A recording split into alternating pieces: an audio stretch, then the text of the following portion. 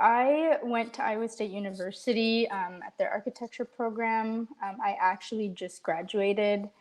Um, but before that, I grew up in the Philippines and was very surrounded by an architecture that is very rich in its culture and embedded in the community. So I've always found interest in that. And then I moved to the United States when I was 9, and my interest for architecture became even greater just with the different context that's here.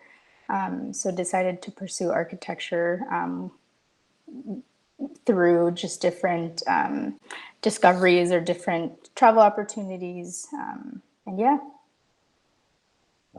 So which were these opportunities that you explored, and which schools did you go through? So I guess just different travel opportunities. My parents and I always traveled every summer just to like Pennsylvania or to Canada, wherever we had families. So it was always interesting to see the different types of architecture there.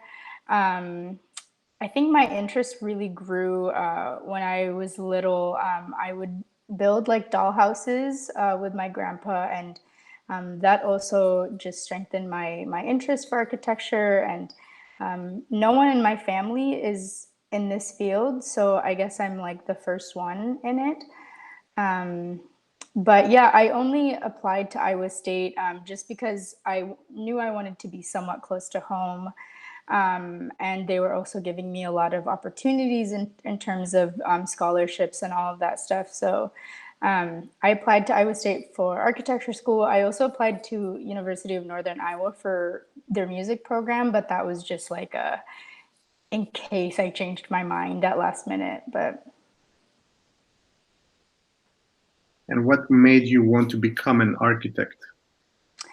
Yeah, so as I mentioned, when I was little, I would build these doll houses. So I think I went into architecture thinking that I was going to be a residential architect. And moving to the US, there's a lot of nice houses. And so I got really interested in that. But I think what's really interesting about architecture school is that you realize that there's very different opportunities within architecture itself, and you can kind of hone in on what you're interested in. So I guess like what got me to continue pursuing architecture was just learning different things every semester or every school year, and that's been a really fun journey. So if you were to describe that journey more specifically in terms of what you're learning and how you're combining different learning experiences, what would you say? Yeah, so I guess just from the very beginning of school until the end of the 5 years, you kind of just develop different skills and different concepts or problems that you want to go after. I remember there was the first time that I really felt like I was going into my own path was when I got really interested into the research of like prison architecture and how those spaces are designed. And then that evolved into understanding how the human body is affected by architecture. And then that like snowballed into finding an interest in architecture that can advocate for communities and different people. So in that way, like you really just do find your interest. I mean, especially at Iowa State too, there's a lot of faculty that can support your interests, whether that's in computation or theory or in structures, all of that. Okay, then let's talk a little bit more specifically about the curriculum at Iowa State. And I guess we should start with the people, faculty, students, maybe the Mm-hmm. community. Can you talk a little bit about the faculty and then the students? What is unique about them? What do you like about them? Yeah. So what's really unique is so Iowa State is an accredited program, so it's 5 years, and you pretty much start off in what they say is the core year, and then after core year, you create a portfolio and you apply into a series of programs that you want to get into. So from the very beginning, you are in a very collaborative environment. And I remember making friends from core year that got into architecture with me, and we've been friends over the past 5 years. So there's a really close-knit community. And even architecture, they only accept 80 students a year. And I would say that at the end of those 5 years, we've all become very close to each other. So I've really appreciated that. And even beyond the students, were all really close to our professors as well.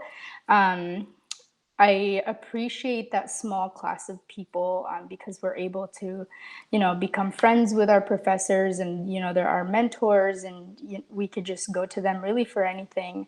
And they're very open with us, and it's a good environment to be in. They welcome questions and frustrations and all of that stuff. So that's what I really liked about it. How important do you think it is to learn from each other for students of architecture? I think it's incredibly important. I know that architecture itself, especially in school, gets really competitive. And I would absolutely be lying if I said like my friends and I weren't competitive with each other, but we also learn to gain the skill of understanding how important it is to learn from one another. And I think that's the unique thing about architecture is we have pinups all the time, and you can see each other's work. And if there's a way that someone did something and you liked it, you could just ask them. And I also remember, like, especially in third year, when we got back from the summer, we all continued developing those skills. And it was nice to go to your peers to ask questions, especially when it came to programs and stuff. There's always someone that knows something you don't. So it's incredibly important to learn from each other. And how important is mentorship to you by the faculty? Yeah, mentorship, I think, is honestly the way that I got through school. And I feel like it's something that people still don't take advantage of or go after.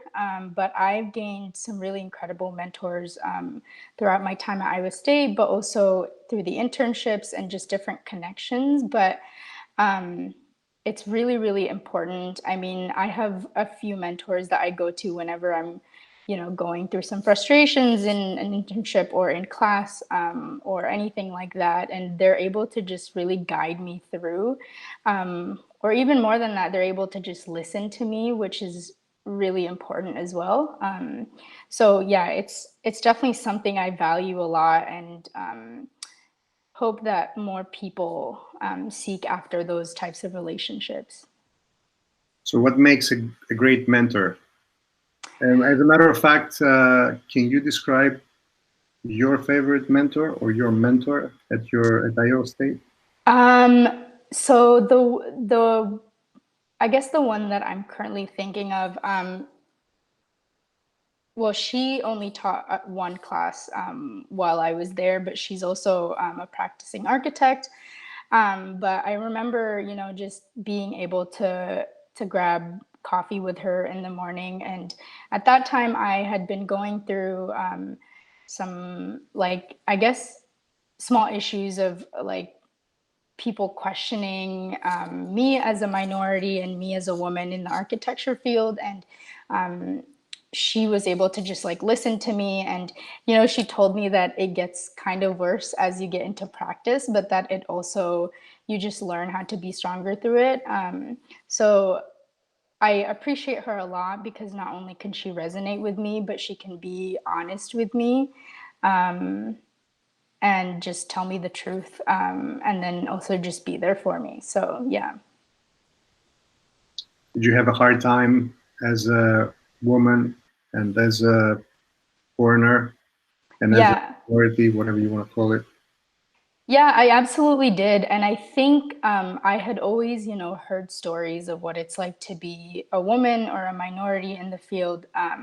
But I don't think I fully experienced it until this last year. I'd say like when I started to, I guess, do well or receive some recognition for some things, there was always a question from a peer or from someone that asked why I got something or how I got there.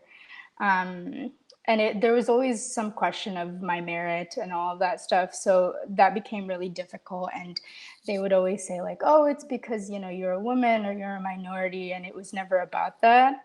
So there was just that like devaluing of the work that I had put in. But yeah, I finally started to understand what it was like to experience that. So You feel that women, and in particular women of color, minorities, have a hard time visualizing themselves as integral parts of the architecture profession and the construction industry? yeah, I definitely think that women of color have a difficult time. I mean, I know what it feels like to constantly feel like you have to prove yourself, and I think that's something that every person of color has to go through. And I mean, like so many of the firms that we find ourselves in are mostly or predominantly white, and it's hard to find or to fit your voice into that. Even if you are the most confident person, it's difficult to do that, and it's terrifying. So there's always some sort of barrier that I think hides us from doing the best that we can. What is your day-to-day routine as an architecture student at Iowa State? So we always have studio Monday, Wednesday, Friday from 1 to 5, and that goes for the 4 years that we're really in architecture school. And then outside of that Monday, Wednesday, 1 to 5, we take a few other electives that are required. So usually some mornings we'll start with a history class or building and science technology, which usually comes with a lab as well. And then, of course, every night ends in studio. So yeah, that's usually how it is. So how many hours a week do you spend in studio? Oh my gosh. I don't even know, but definitely more hours than I get sleep. So Do you feel that your education is helping you position yourself as a professional for what you aspire to achieve? yeah, I think so. I guess I almost hesitate on that question, just because I'm sure you've heard or everyone has heard that architecture school is so much more different than real practice. And that was like really hard for me to understand in my first internship, but through some experiences, like I've come to become more familiar with it. So I guess in a way, like school, and someone gave me this advice, is that school is there to teach you how to design, and then internships and the first few years of your career are there to help you implement those designs. So yeah, like school has taught me those skills of understanding what good design is and how to represent that, both in images and also in storytelling. And that is helping me position myself into working full time. But there are definitely still skills that I need to learn in practice. So what do you dislike about your school? Um, I guess maybe like two or three things. One is just I think the demographic of professors is fairly similar throughout in terms of age group, and in terms of maybe cultural background, I guess. I don't really see a lot of minority professors or even that like women professors. I think in the time that I was there, in my 5 years, I only had one studio that was taught by a woman, and that was my very first studio. And since then, I haven't had a woman professor. But also, like, we don't really have a lot of younger professors, and I think that would bring in some really good other knowledge or practices. And then I think we're starting to get there now as well. But when I started my second year, we didn't really have a lot of resources. Like we still to this day only have really 3 laser cutters. But when I started, we only had like one 3D printer. But I know that a few professors have been working really hard to get some grants, and we've gotten a lot more. So that's really helpful. But yeah, I think those are really the only things that I can think of. You feel that internships and in general, the teaching of the practice of architecture uh, is integrated enough with your curriculum? I would say no. You kind of, at least at Iowa State, you are pretty much on your own in terms of finding those opportunities in the summer. I mean, obviously there are things like career fairs, and I know like specifically Iowa State has a scholarship in the summer that can help support students who go for an internship, you know, out of state or something and need to pay for housing or flights or whatever. So that's really helpful. But I mean, otherwise, besides that, you're pretty much on your own in how you pursue and what you pursue that. Let's talk a little bit about the cost of your education. Mm-hmm. How much does it cost per year to attend Iowa State? So I'm in-state tuition. So I remember my freshman year with like board and all of like the housing and the meals and tuition. It was about 20 grand. But with some scholarships that I got and some loans, obviously, I was paying about 9,000. Per year? Yes. So the total tuition is about 100K. Mm-hmm. And, Yeah. and for out of state? Um, I don't know those numbers entirely, but I want to say out of state was about 30 to 35. You feel that that's expensive? Yeah, I think so. Why do you think it's so expensive? Is it justified, Um, in your view? I don't really know why it's so expensive, I guess, for out of state. I don't think it's justified. I guess in a perfect world, we would all be paying in-state tuition. And even more so, a lot of my friends who are international students are paying even more than that. And that's kind of crazy to me that access to education is that much. I definitely don't think it's justified, but yeah.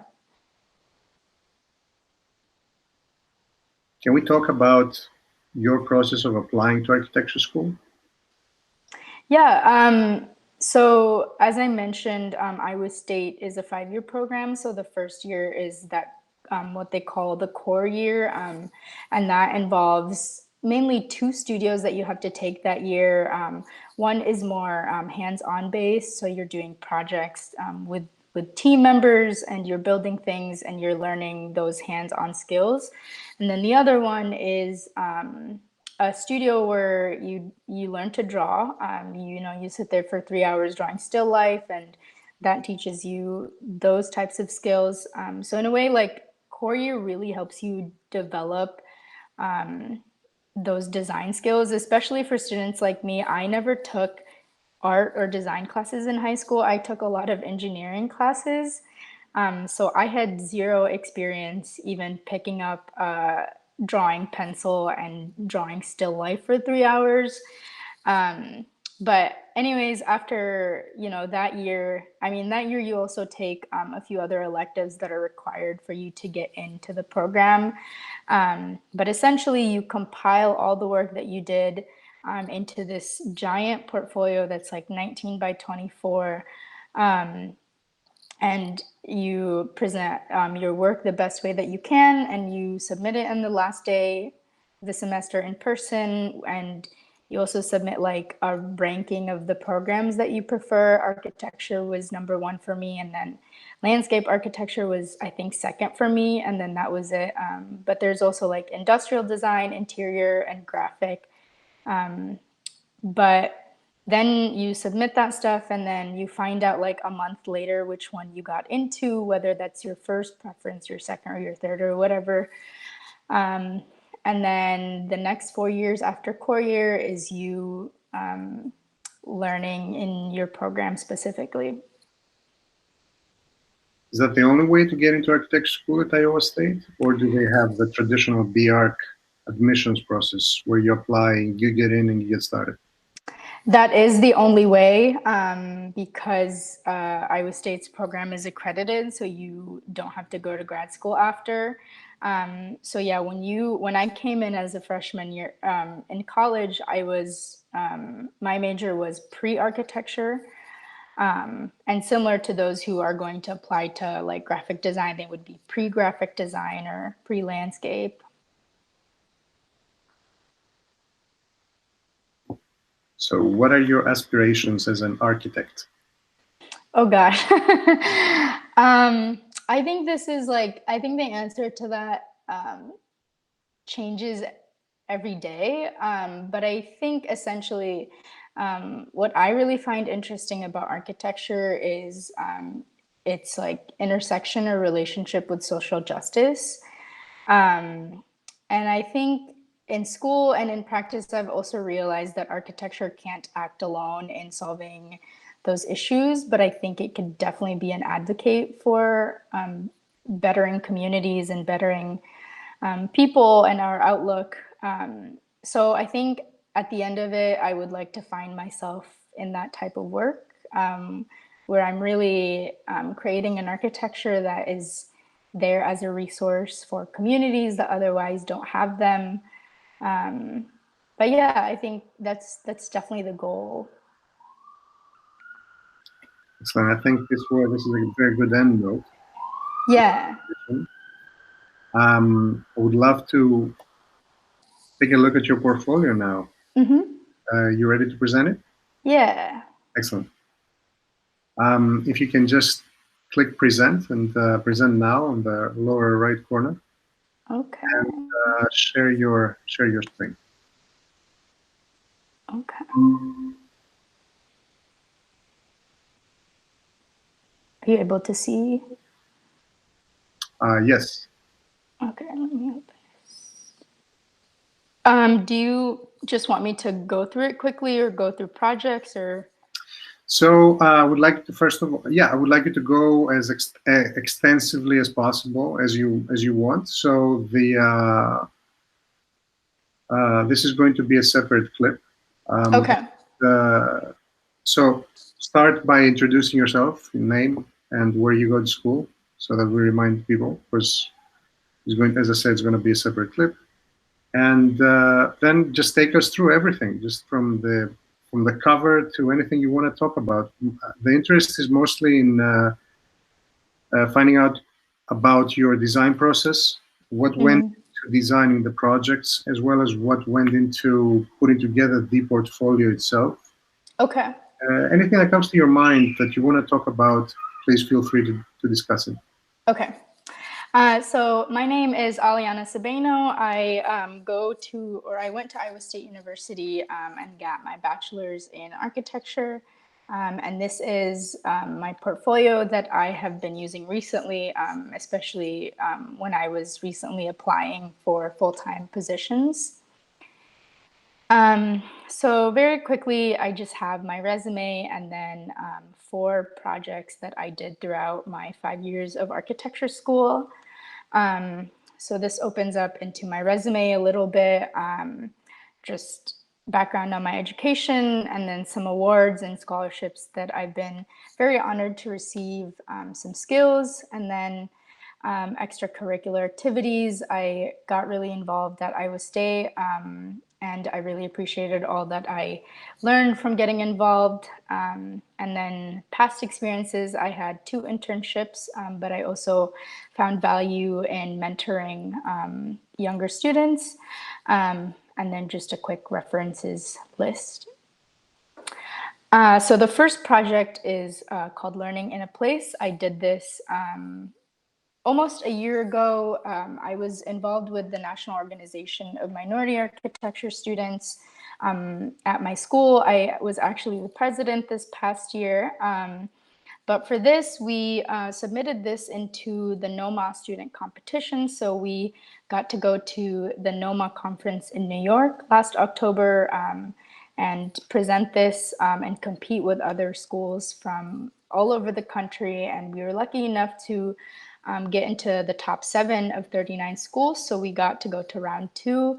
Unfortunately, we didn't make it into top 3, but it was definitely a big deal for a small school like Iowa State to gain some recognition in the work that we had put in. So kind of in alignment with the things that NOMA, the National Organization of Minority Architects, stand for, this project takes place in Flatbush, New York, which is a very culturally rich area. And so we had to consider that racial diversity and that vibrant culture. And so we found that really important to propose something that's really embedded into the site and can reflect that diversity in people and in ideas and in culture. So this is kind of just what that this site plan or this map of the block represents, is the research that we did. And we essentially were researching the resources that they lacked in the area, and we found education to be the thing that they didn't have. So these represent the different learning numbers, and very quickly just the area of Brooklyn has very low numbers in terms of attaining education. So that became the driving force of this project essentially. And then on the right side here is just an introduction into the form of the building and what that looks like. And then this is a rendering into the courtyard, which I'll talk about a little bit later, just giving you a quick insight into what that proposal looks like. So as I mentioned, education was really the key of this project. So on the ground floor are 9 masses that each provide different spaces for different types of learning, and that's all open to the community. And then the next 3 floors above that are mixed income housing that are also age in place, which essentially just means that the resident is able to stay there for as long as they want to. And the facility would provide all the needs that they would have to have as they age. And then this is just a render into the apartment living room. These louvers were really important into this project as well, to allow residents to have different degrees of openness as well as concealment into the public and within themselves as well. And then some axons here just explaining the different volumes. So the existing site has a house on there that we had to consider. And so that changed our massing to be low profile in respective of the house that's on there. And as I mentioned, the ground floor are those different 9 masses of the learning spaces. And then above that are the apartments. And we went through a lot of massing studies in this project, actually. And essentially the one that we were gravitated towards obviously is the one that we ended up following, and that's essentially to just encourage that circulation and that natural flow of people. So hence, you know, these different angles of the different areas of the massing. And then the 9 different masses of of the learning spaces have 3 different types of learning spaces, and that is spaces for expression, so say like playing music and teaching music, spaces for making, and then as well as spaces for more traditional means of learning. And then we've got a section perspective here. So in Brooklyn or in New York, you typically see buildings line the front of the sidewalks, and then there's usually some sort of courtyard or empty space in the middle. And so we wanted to keep that culture going, and that also drove a lot of our massing studies, so that there's always this constant flow of people on the ground floor, and that this courtyard provides kind of a break for everyone. And then again, just different ways of arranging those louvers on the residential floors. And then this is a ground floor rendering from a learning space and then into that community courtyard space. And then the next one is, we called it WTE housing. WTE stands for waste to energy housing. This was another New York project. This was actually the first studio and the first time I got to go to New York. We were looking different from Manhattan. We were looking, or different from Brooklyn, the previous project. We started looking in Manhattan for this one. I say here that Manhattan is very profit-hungry real estate, and there's constant quest for money. And of course, New York is very rigid in its planning. And so our professor chose this site that's a little different and weird, and we were to, play around with the rigidity in this.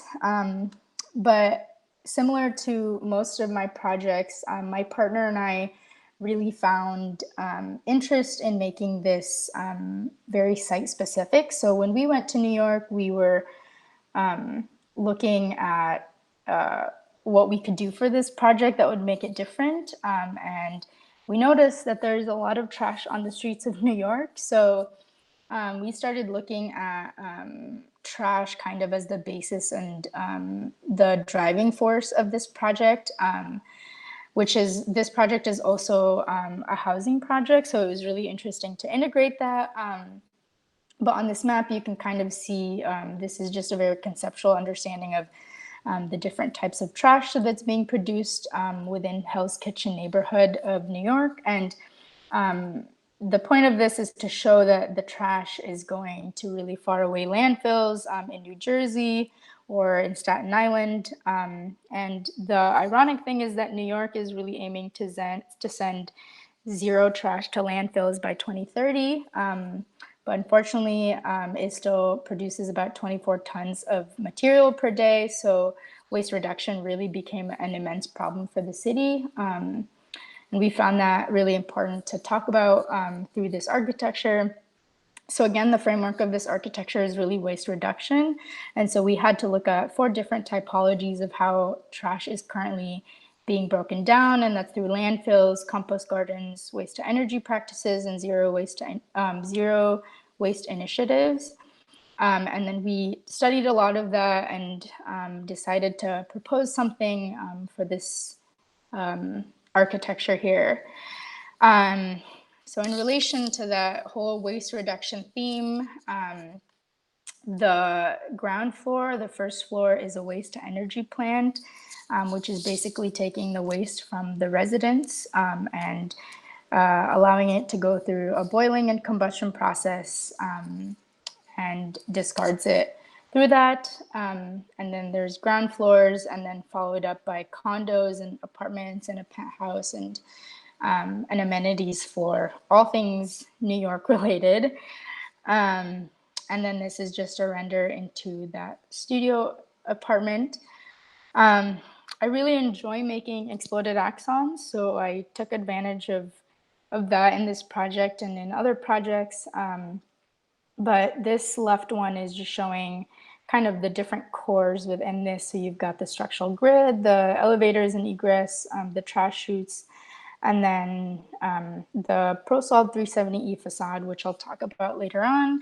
And then these are just the breakdown of how many floors there are. So the amount of floors for condos or the amount of floors for apartments. And then of course that waste to energy plant.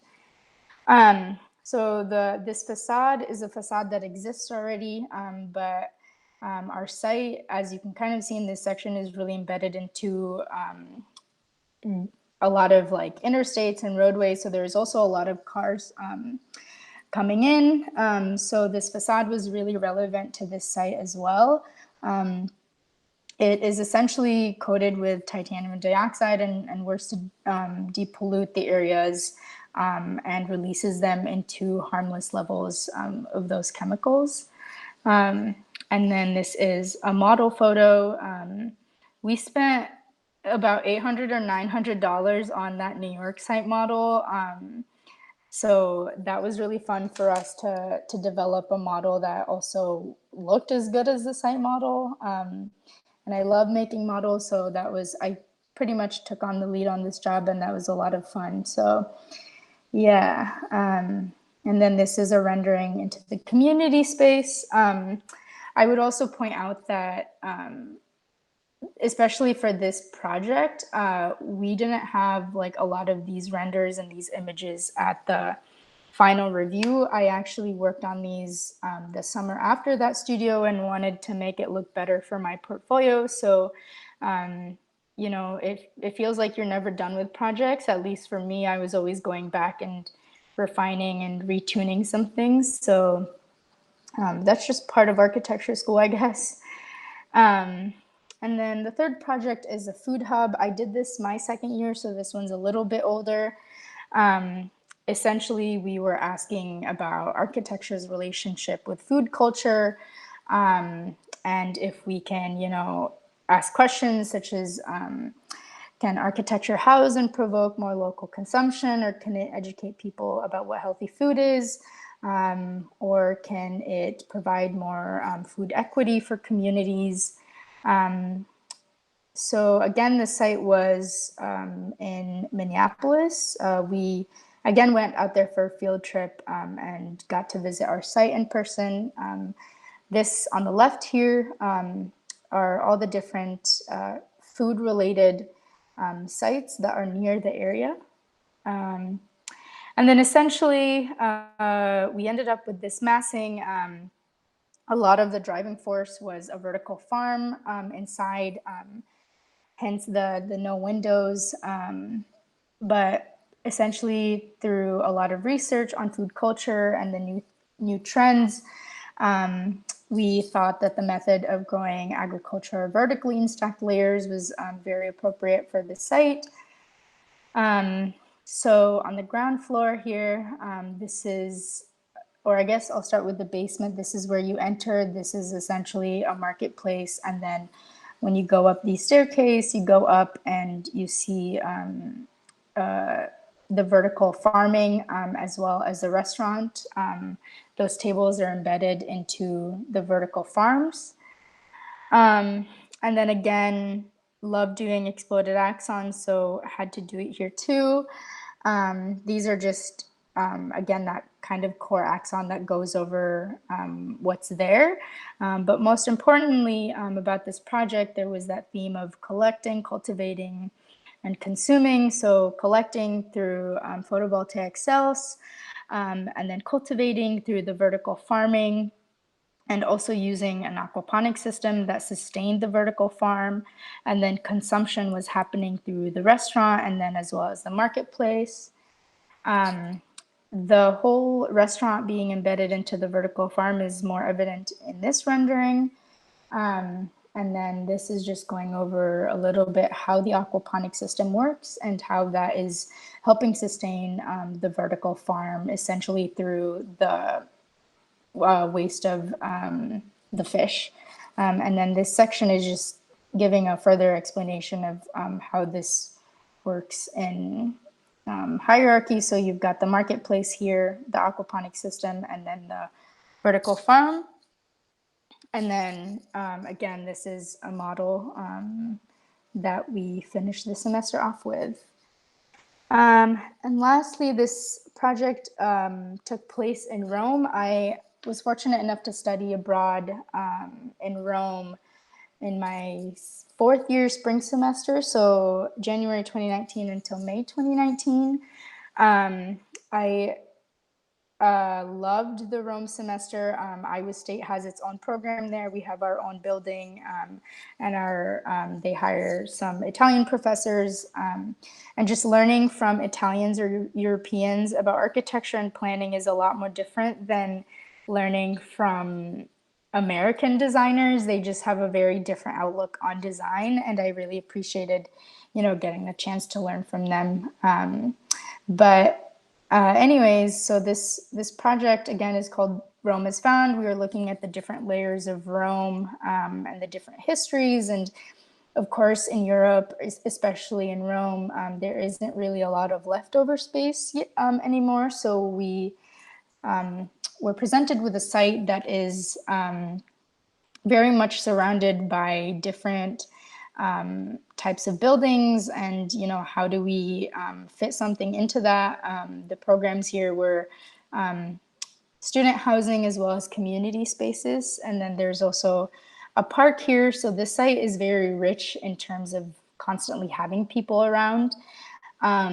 So in seeing that during the site visit, my partners and I started to learn about this European concept called a Woonnerf, which is essentially turning into a street that's between volumes to be a lively area rather than just for vehicular transportation or circulation. So that became a driving force really into the way that we, attacked our massing or developed our massing. So in this render, you can really see that Woonnerf concept come to life. We emphasize the street that was really for the people and that was used by the community. Again, that relates to that park that I had just mentioned. There's this constant motion of the people within this space. One thing I really appreciated about the Rome semester also is that we just really learned how to represent our ideas in the most efficient way, and they really taught us how to draw even just like a figure ground and how to represent that.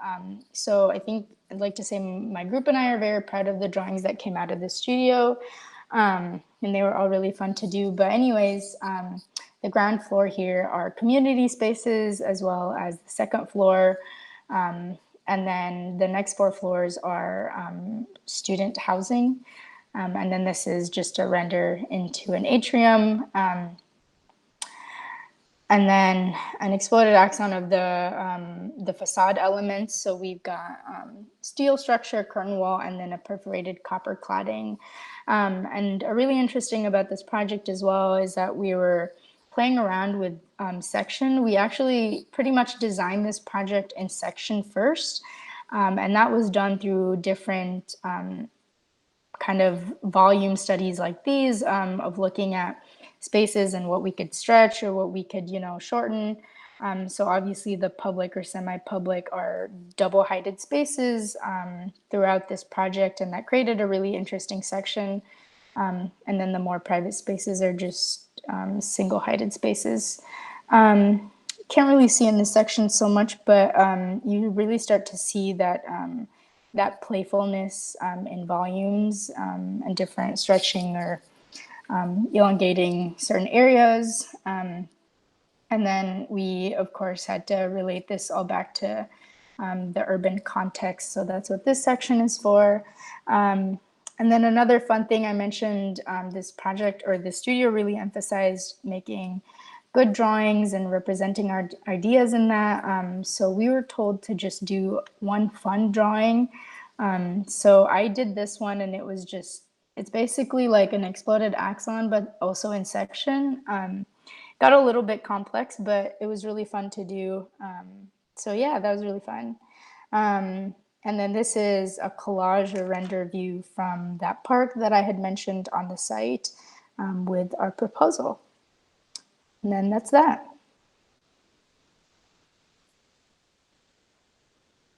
This is a wonderful, truly extraordinary work. Oh, thank you. How long did it take you to actually format the portfolio? Oh my gosh. So I think so my after my third year was when I started to make my first versions of my portfolio.